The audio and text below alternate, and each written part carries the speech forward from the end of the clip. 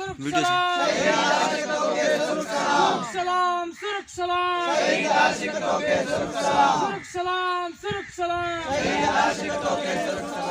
मदे जी मावा सां अहम ख़बर शेयर कंदा हलूं त शहीद तालीम शहीद आशिक अली जुणेजो जी 23वीं वरसी भरपूर नमूने सां मल्हाई वई।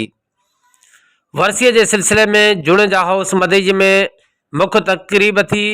वरसी तकरीब में लाड़काना सखर शिकारपुर हैदराबाद समेत सिंध के मुख्तलिफ़ इलाइक़नि का समेत सिंधी शागिर्द तहरीक के अगुवाणनि वर्करनि ऐं वॾे तइदाद में शहरनि शिरकत कई।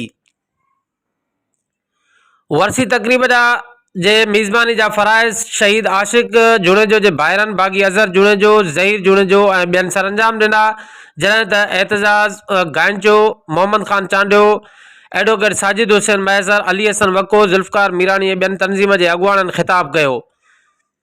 अगुवाणनि ख़िताब कंदे चयो त शहीद आशिक जुणेजो शहीद तालीम है, जैं सिंध यूनिवर्सिटी में शागिर्दनि की तालीम के वाधारे ऐं उन्हनि में सियासी शऊर बेदार करण की कोशिश कई, मगर जनरल आमिर ज़िया के वाटन संदन के यूनिवर्सिटी में गोलियों हणी शहीद करे छॾियो।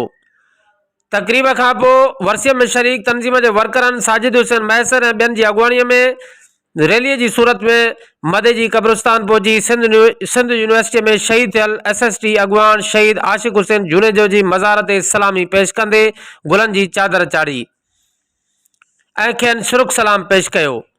आखिर में वरसीअ में शरीक माण्हुनि के ख़ैरात की मानी खराई वई।